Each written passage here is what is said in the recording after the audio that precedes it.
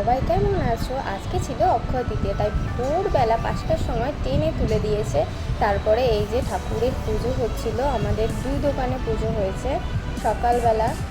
এটা হচ্ছে মায়ের দোকানের পুজো, আর এটা হচ্ছে বাবার দোকানে পুজো। মায়ের দোকানের পুজো হওয়ার পর তারপর বাবার দোকানে পুজো করতে এসেছিলো এই যে। তারপরে এই যে আমি আর আমার দিদা পাশেরটা, পিছনেরটা আমার দাদু আর আমার বোন। যে এবার জেঠুর দোকানে পুজো হবে, বাবারটা কমপ্লিট করে তারপর জেঠুর দোকানে পুজো শুরু হবে। এটা হচ্ছে আমার বাবার দোকান, এই যে মা কালী স্টেশনার্স, এটা হচ্ছে আমার বাবার দোকান।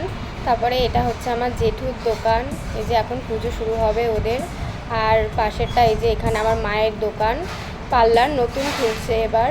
তারপরে এই যে আমাদের সকালে রান্নাবান্না স্টার্ট হলো, অনেক লোক এসেছে, রান্নাবান্না হচ্ছে এখানে। তারপরে এই যে আমরা একটু খাওয়া দাওয়া করে নিলাম। যে এবার আমরা পার্লারটাকে একটু বেলুন দিয়ে সাজাচ্ছিলাম সুন্দর করে, বিকালে অনেক লোক আসবে তাই জন্য। আর ও এখানে ভিডিও করছিল। এই যে আমরা সবাই মিলে বেলুন টানানো কমপ্লিট করলাম।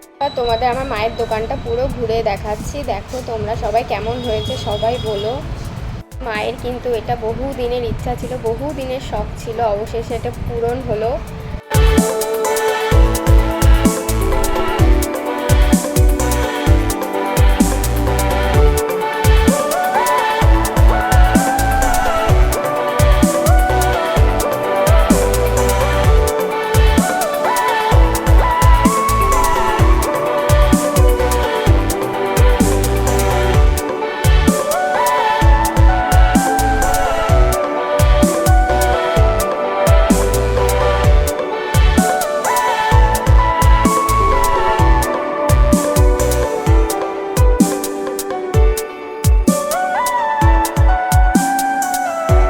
আমাদের গেস্টদের জন্য একটা ছোট্ট অ্যারেঞ্জমেন্ট করা হয়েছিল।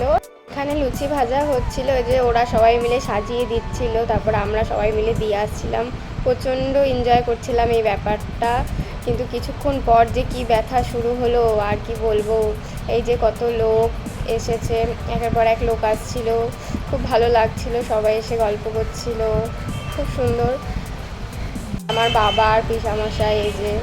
তারপরে দেখো কি অবস্থা, এখন রাত্রির অনেক বেজে গেছিলো, আর ভালো লাগছিল না। এই যে আমার তখনও লুচি ভাজা চলছিল, সব বাড়ির লোকরা বাকি ছিল, এবার তাদের জন্য হচ্ছিল। এই যে রাত্রির তখন 12টা বাজতে গেল, ওরা এখনও বসে বসে গল্প করছে, আর ভালো লাগছে না। ঠিক আছে, এবার বাই বাই সবাইকে, কেমন লাগলো জানিও সবাই, টাটা।